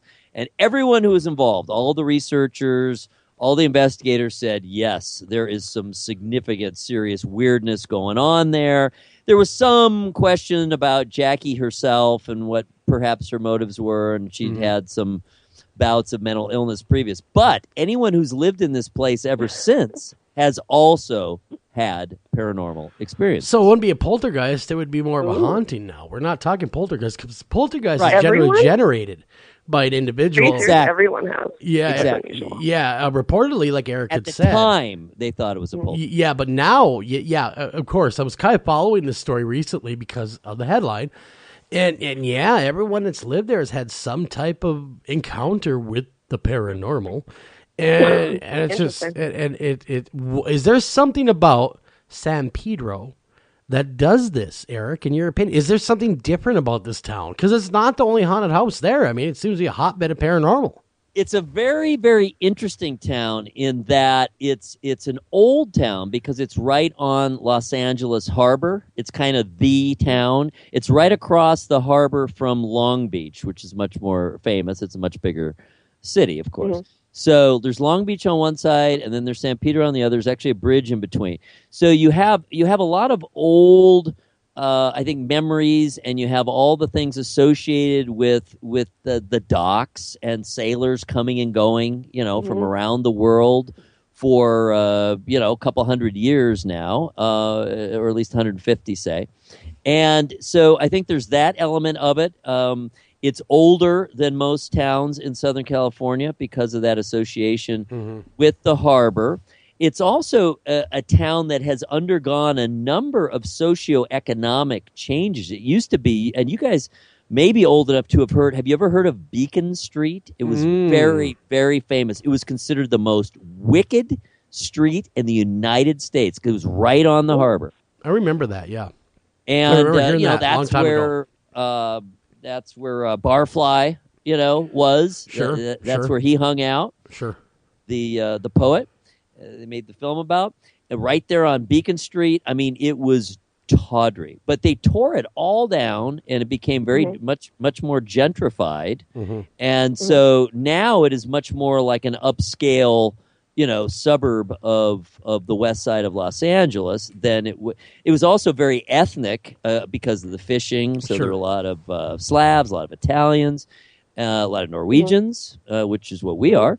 And so it's an interesting town with an older history than most in Southern California. And there's some interesting combinations and some interesting changes. And as far as ethnic, also a significant Mexican American like anywhere else in Southern California. So it's a pretty interesting place, and it doesn't surprise me. I know there's a beach called Royal Palms that's considered to be very haunted. And that's also where I know Ghost Adventures. That's where Fort MacArthur was, which has been shut down for many years now. But that is also considered quite a haunted place. Now it's basically just a museum, but it was a fort, and that's where kind of the center of all the activity of the the battle for L.A., the UFO thing back. World War II. Battle of Los Angeles. That's right. So all of that is centered in San Pedro. So there's a lot going on. And whatever happened to Jackie Hernandez after all this? What's her backstory now? Since then, is she still haunted, or is it all cleared up? Excellent question. I did not read enough of this story if it went into where she is now. It was mostly talking more about the house itself and what's gone on with the house after she left, because it kind of validated her claims, of course, because she wasn't the only one. Is this the house, the infamous bleeding walls? Yes. Okay. Among other things. Yeah, it's been a long time since I studied the case because I did a Barry Tapp, and I know him very well, and I read a lot of the case study on it. And my gosh, what a case. I mean, my cameraman was hung from the rafters by a rope, for crying out loud. I mean, what more get the hell out of here do you need? That's pretty dangerous. Barry Conrad almost hostile, killed. Poor I'd Barry. imagine that would hinder for future stuff too. So Of course. And run in there after then, that. of course, I'm reading a case study that tried to be funny. Somebody had to pick Barry. Oh, you're funny because he's hanging there. Get it? Ha, ha, ha. Whatever. If a ghost is hanging me, I'm running, man. I don't care if I'm a cameraman. I don't care what I am. I'm out of there. Right. All right. Now, I am a fairly kind of cosmopolitan, modern kind of guy. But one thing I have never, ever, ever gotten is high fashion. No. How about you guys? I wear T-shirt and jeans Not really. everywhere. You know what? Low fashion is where I'm at.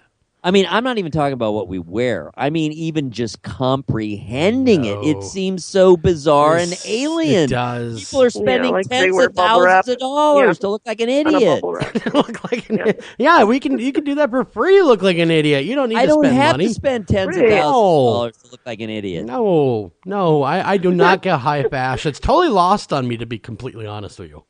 And the other thing is, they're always so far in advance. Yeah. Right now, going on in Paris as we speak is the big high fashion show for winter 2016, 2017. Wow. I mean, you would think that. We're not out of winter 2015, 2016 yet. Yeah. and judging by the photo, the model needs to eat a sandwich. Oh,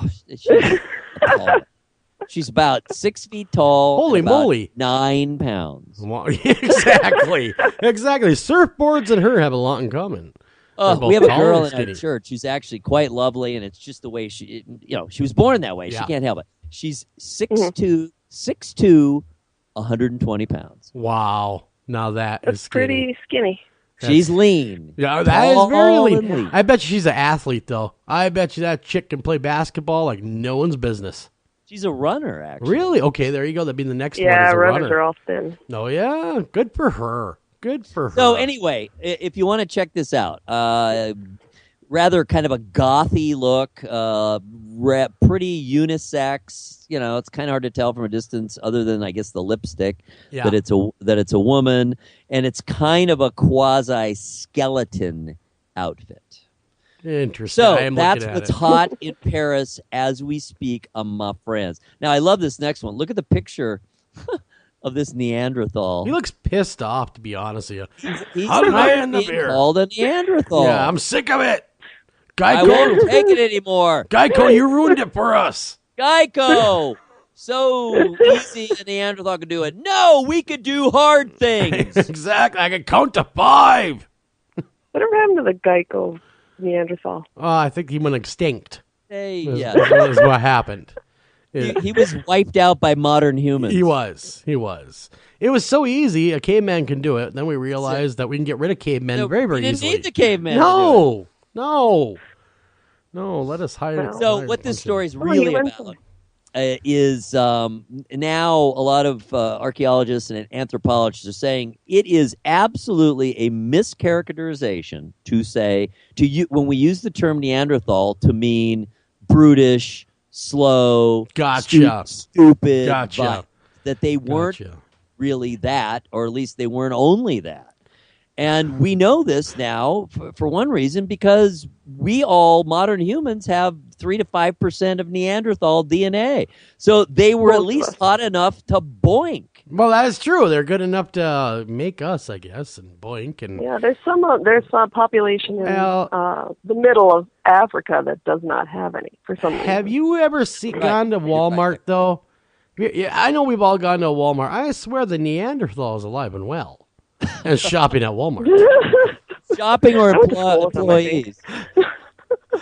They're shopping there, and some of them are employed there as greeters. So they don't be too hard on them. I like Walmart. I'm a fan of Walmart. I really am. I'm not kidding. People always think I'm being ironic. I love Walmart, to be honest. Yes, Walmart's a great place. It's cheap, and I can get everything in one place. The missus happens to work at a Walmart now. So really? I can't yell too loud, yeah. Maybe you're not supposed to say that. I don't know. Well, I don't know. I don't know what I'm supposed to say. I don't know what I'm supposed to say, not All to right. say right now. I don't know. Last one before the break. Were you guys aware that there is such thing as a phony telephone psychic? I was stunned to hear it. Oh, no. Remember Miss Cleo? Call Miss Cleo. Yeah, call me I up. was and... shocked and stunned and Yeah. appalled to hear such a thing. I never saw it coming. And neither did they, evidently. All right, Narratively, which is a really great site that has longer stories, usually first person, hence the name, Narratively, has a confession of a former phony telephone psychic who basically psyched herself out of it because she just couldn't hear people's deepest, darkest secrets anymore. They freaked her out. No, I bet it would. I mean, enough. Shut up. No, Miss Cleo. Yeah, you know, she Miss Cleo is working at a car dealership in Florida, by the way, used car dealership. But anyhow, You can keep it track. but yes, I have. But anyhow, because she still owes me money because she said it's going to win the lottery. It never happened. But getting to that, I couldn't do that job and hear people's deepest, darkest secrets and their wants and their needs and their fears and their hopes, and it would drive me insane as well. And it would be so depressing. It would be. You wouldn't last. Oh no. I would not. I would not last at all. I'd be done within the first day. But it would be very depressing to hear all about, especially people's health problems and their financial woes and deaths in the family, and BS your way through it. Everything will be just fine. Come on, you got this, and everyone's, you're gonna be just fine. Everyone's gonna be successful. Come on. You ever heard a psychic tell you you're not gonna be successful? You ever heard that? Eric, have you ever had a psychic tell you kind of suck? Only unsuccessful psychics. All right, you know what this does? This actually brings up a very serious topic that we have touched upon before. I think there is such thing. Obviously, we know there's fakes, but dealing with quote unquote real psychics, I think what happens is the talent, the gift, whatever, is there. Now, obviously, there's a whole range. Some people are more talented, more adept, more plagued, some might say, with the gift than others. Yes. But what happens is you can't do it on demand. No, right? No, that's true. So you kind of learn how to fudge a bit, and and all of a sudden, after doing it all this time and thinking in your mind you're doing the right thing, but cheating a little now and then, all of a sudden you flip the whole thing around, and you don't even realize that you're faking it. Well, that is true. That is true. A good point. I could definitely see that, and that would be disconcerting. Be a psychic and have to go in there and go, crap, I'm just not on tonight. What am I going to do? No. What am I going to tell these people? Okay, yeah, you in the back. Yeah, you're going to win money. Okay, I don't know how you're going to do it, but you're going to win money. And then, Maybe. Of course, you're just not on that night. And I've seen psychics that are really reputable not be on, and it's ugly. Yep. It's ugly, man. It's like a fish flopping in the bottom of the boat. I mean, they just don't. So what are you going to do? Because the excuse then, of course, is, well, I'm still helping these people. I'm giving them what they want. They need this. They need their fears and their regrets and their grief to be assuaged, and I am helping them. And sometimes I just don't have it. So, I cheat a little bit, but I'm still, more right than wrong or more good than bad. But you can see where that fudge factor would come in, and it becomes, I would think, over time, more and more pronounced because it's easier. Yep. Well, exactly. But speaking of easy, we got to go to break. We're running a little long on that. When we come back, we talk all things paranormal. We're always going to find out what the heck's an empath when we come back. Don't go anywhere.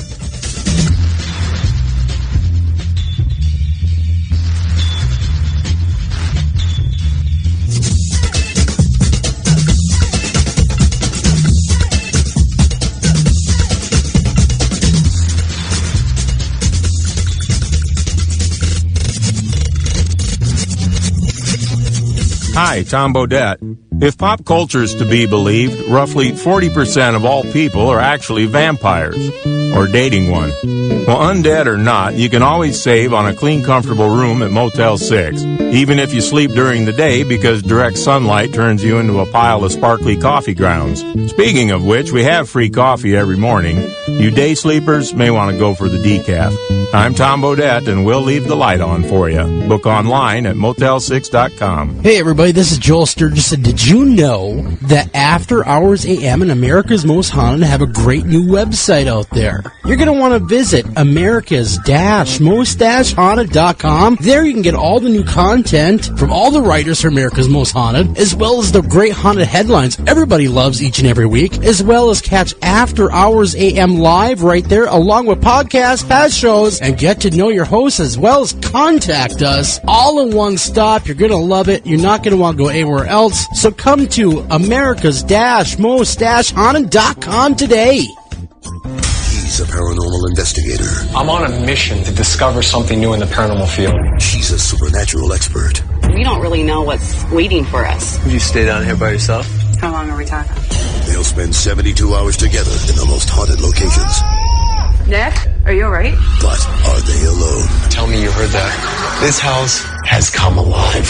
I'm not supposed to be here. Paranormal Lockdown. All new next Friday at 10. Only on Destination America. Taking a family of 5 to the amusement park can cost a small fortune. Oh, yeah. So to save some money, we thought, hey, let's bring the amusement park to us. Yeah. Go ahead. All right. Step right up, young man. Are you ready to ride the Wacky Waterfall? That's just the bathtub with the shower head running. Nope, it's the Wacky Waterfall. It's the shower, Dad. Waterfall. Wacky. There's an easier way to save. To get a free rate quote, go to geico.com. Then buy online, over the phone, or at your local Geico office. Only in the forest can you see this. But nothing beats the moment you see that. Cool! That's your child's eyes opening up to a world of possibilities. There are some moments only the forest can inspire. Find yours at discovertheforest.org. Learn about forests near you and discover cool things to do when you go. And you might just see this. Visit discovertheforest.org. Brought to you by the U.S. Forest Service and the Ad Council.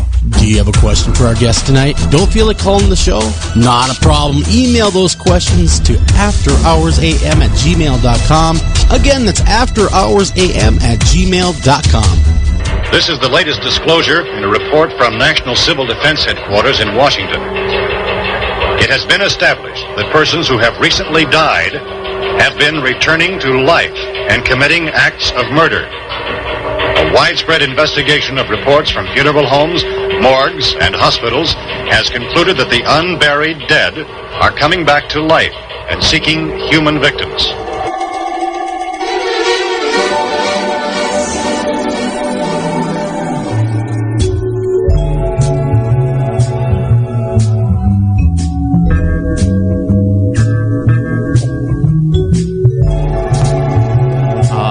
The soothing tones elliptical. Hey, I'm Joe Sturgis, your host after Hours AM, and with me is Mr. Eric Olson. Eric, isn't that just so soothing? It makes me want to almost fall asleep when I hear that track. I love that one. I do. I That do too. again is elliptical, and that is Mr. Eric Olson. Actually, is that me? That is you. You're responsible for that music. But when we left, we were talking about psychics being on, being off, being somewhat on, somewhat off. Now, Kirsten, you are an empath. Now, first off, can you explain what the hell an empath is? Empath is someone who feels beyond the usual normal feeling with your fingers type of feeling. We're sensing about other people's emotions, and we're borderline psychic, I guess is what you're saying when you're an empath. So you're not going that far into that realm. You haven't committed the whole way. It's kind of like Bruce Jenner, just kind of, halfway there. Right. It's a low confidence psychic. Right.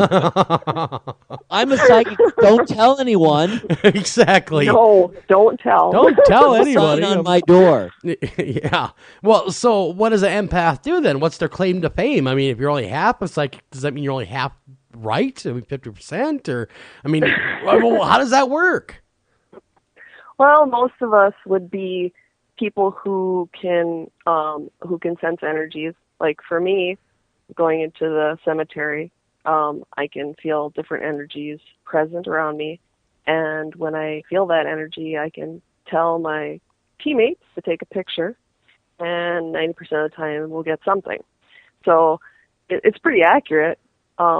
Whether something always appears is, I don't know why. Sometimes it doesn't. Maybe they miss it. But I definitely do feel presences, and usually some kind of activity ensues. Well, Jill's been there when I've done that too. We went to. It has been explained to me in the past that empath can pick up on other people's emotions very, very accurately.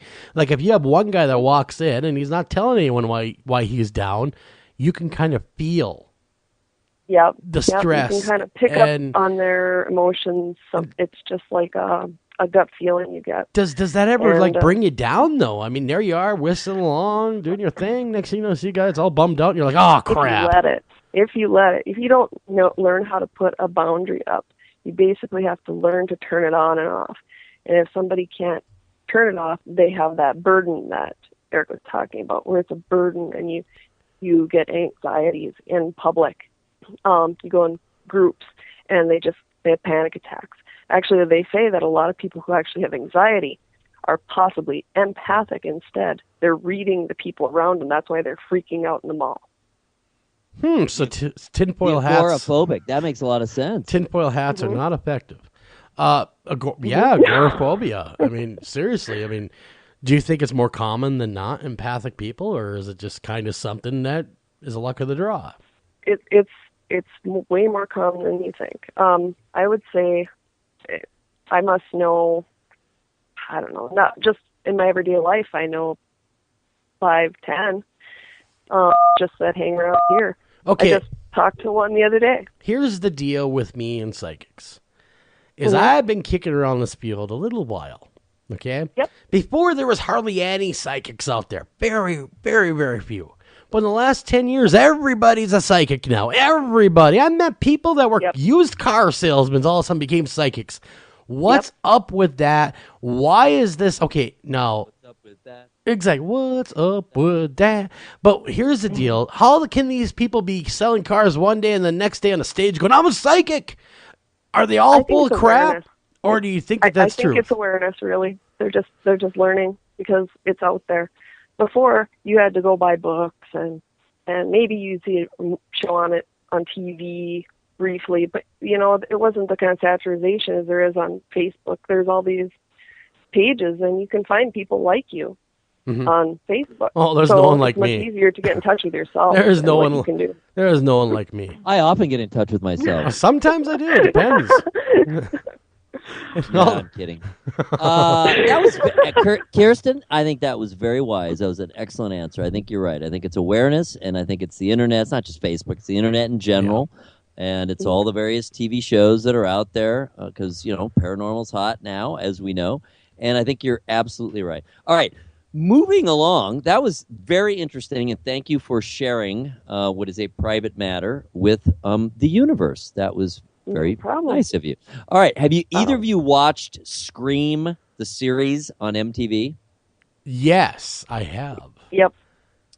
I have not seen the series, but it was renewed for season 2, and they have announced the cast, and season 2 will be launching on May 31st. What did you think of Scream season 1? It wasn't horrible. I mean, I don't know. Yeah. I mean, it's. I only saw a part of an episode. It wasn't anything that stopped me in my tracks. Yeah. But I would imagine as it goes, it'll get better. So I really can't give an informed decision on whether it's any good or not. I have not.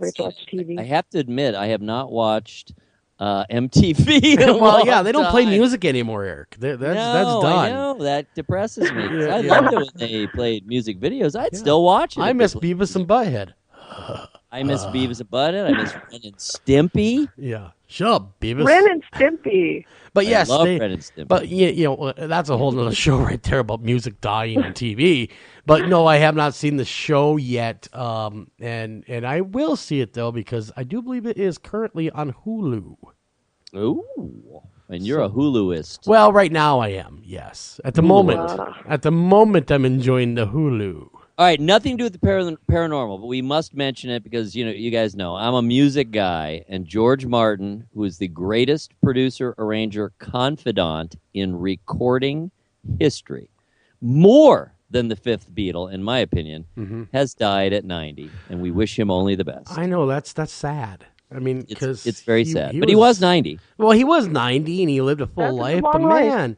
That was a pretty great life too, not just a long life. Yeah, he did well for himself, and he also broke a lot of new ground. He was astonishing because think about it. He's about 15 years older than the Beatles, so they were coming into him, to become recording artists, and they were in their very early 20s, right around 20, and he was already 35. He's been around a long time. Think of the stories that he could tell. Oh, and he has. You know what I mean? I've interviewed him. Really? Well, maybe we can posthumously. While he was alive. We'll get a psychic on, and we'll channel him, so to speak. And really an amazing guy. Really a fascinating, amazing, important figure. Yeah, right, he was. Moving on. Have you guys seen? These are amazing. Talk about before and after. All right, so there's gifts. What do we say they are? Are they gifts? They're or gifts. We decided they're gifts. We don't Right, care so what we- anyone says. They're gifts. All right, they're gifts. That's how I started. Then I got browbeaten into No, calling no, them no. gifts. We did. Now remember, I'm back to gifts. Remember, we did that unscientific. We did it last week. We're done. Yeah, exactly. It's gifts. All right, So gifts of the Fukushima in Yeah. Japan, of course, disaster, which was the huge earthquake followed by the tsunami. Talk about a 1-2 punch. Mm-hmm. So there's a whole series in the Huffington Post. Just click through from the @AM Haunted Twitter feed, and you can see the before and after.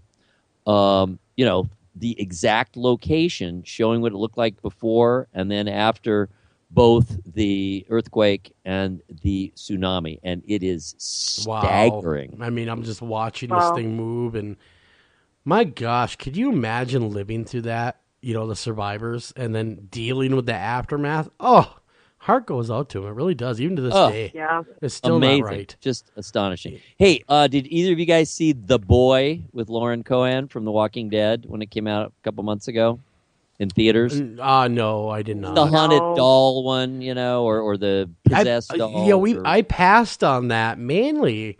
The reason why I passed on it is not because she's in it, because I like her. I think she's I do too. A very good actress, and she's actually pretty good to look at. I passed on it because I watched Annabelle, and that killed me for haunted dolls, to be honest with you. Yeah. They freak me out, all right?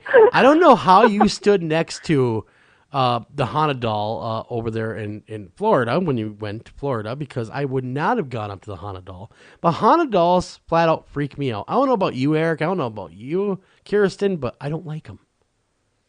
Well, if they're genuine balls out haunted, Balls no, I out. don't like them. I vote no. Well, no, what I'm saying is you went and saw Robert the doll. Robert. Yeah, And you went Robert's saw Robert. huge, by the way. Well, Robert's about 4 feet tall. That's what I've heard, and he is nothing to mess with, evidently. He's formidable. And because one of the individuals on Facebook, I have to be friends with, yes, the Facebook, he owns Harold the Haunted Doll. Oh. And could you imagine owning a haunted doll, having it in your home, just kind of kicking around? I can't do it. Well, not for fun. No. But anyhow, I have not seen the film. Have you? No. Oh. I sometimes I feel by the time I've seen every one of the the previews that I've seen the movie. Yes. Because by the time you've seen 10 different clips, you've seen probably most of the key scenes. But no, anyway, it is now coming out on Blu-ray and DVD and digital, and I will be watching it.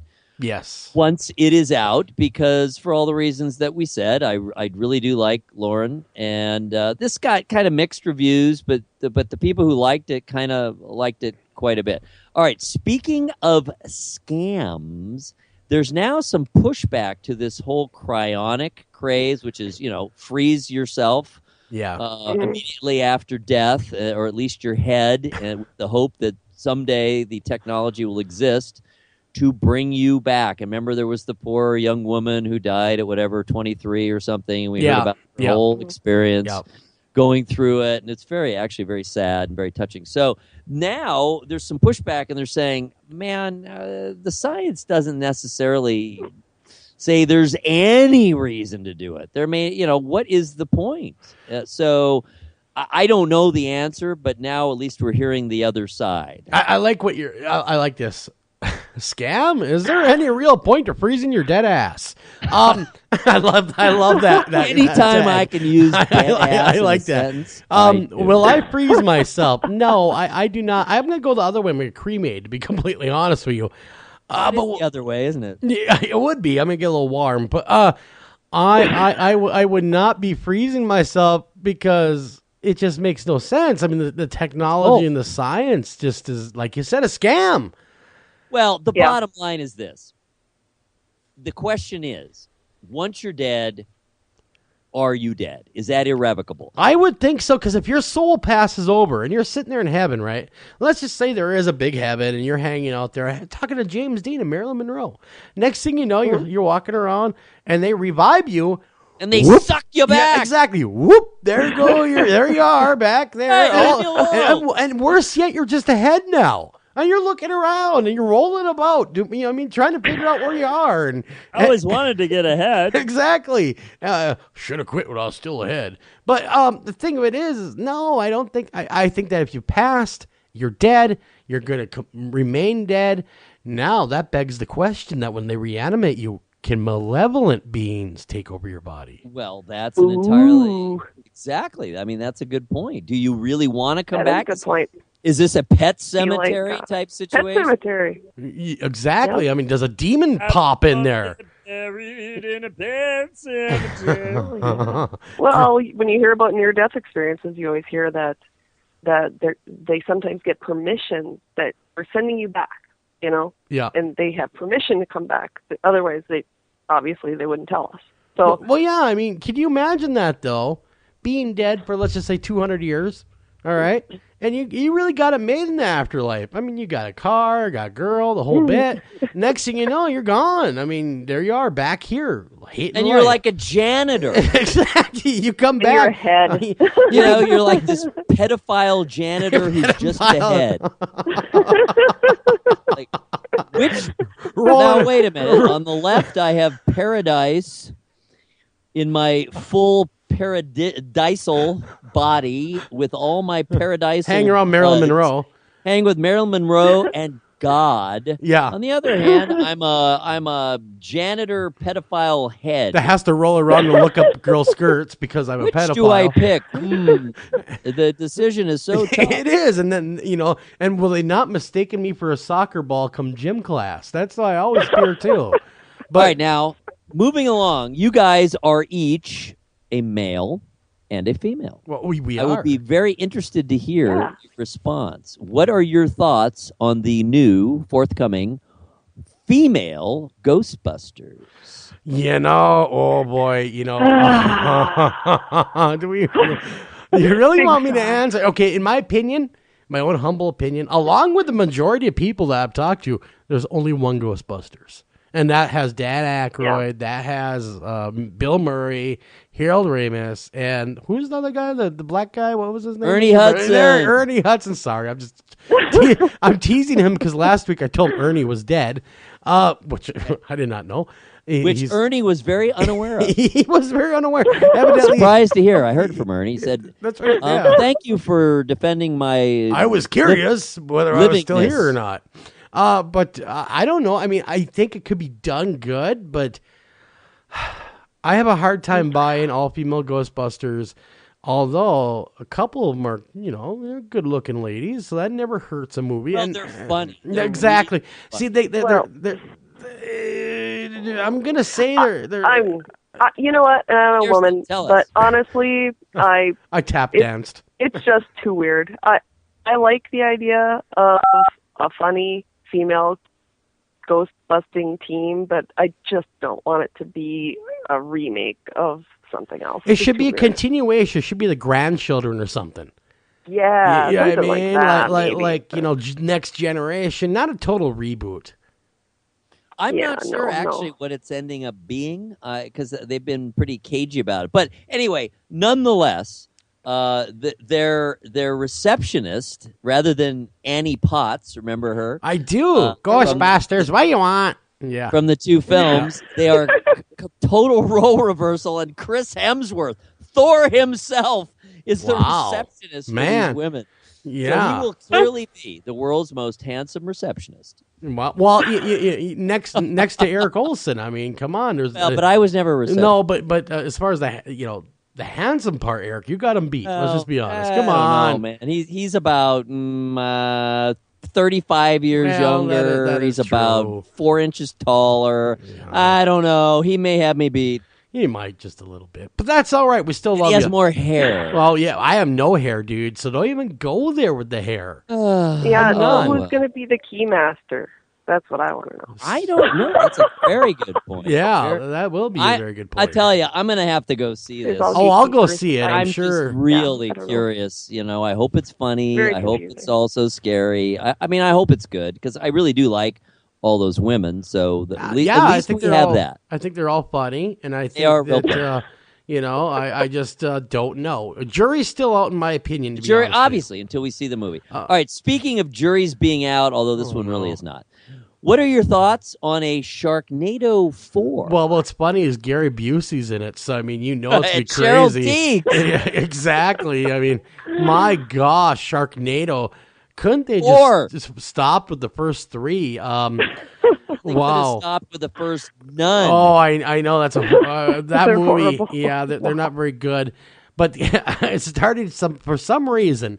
Phenomena. This movie's gaining traction. Now they have the great amazing. Gary Busey, which, have you seen Gary lately? He's a little in the deep end now. Well, I have. Yeah. Oh, you think? Yeah, he's a little gone now. But that being said, I guess Sci-Fi is going to keep releasing these Sharknadoes Well, as long as people sign up. everyone does better than the one before, why wouldn't they? Well, exactly. And then eventually you might have a movie that actually, I don't know, people can watch. Well, the first one, look, for what it was, it had a certain personality to it. It didn't take itself too seriously. It knew how absurd it was. And yet it was still kind of playing it straight. So they walked the line between self-parody and, you know, a regular sci-fi TV movie, which they're all loopy anyway. Yeah.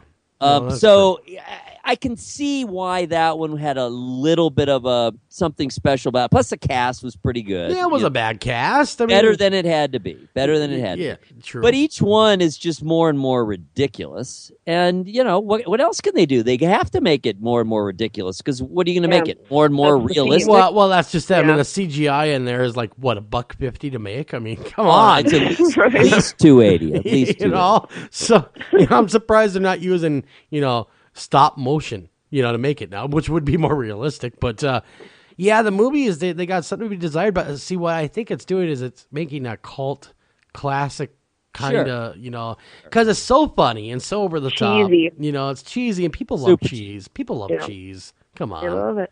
Yep. That's why we're All still right, here. so there will be a Sharknado 4. Hey, good pals of ours on the show last week, Nick Groff and Katrina Weidman, Paranormal Lockdown, Destination America's top-rated premiere ever in history. Wow, I liked the show. I liked thought it a it was lot. good. I thought it was very well done.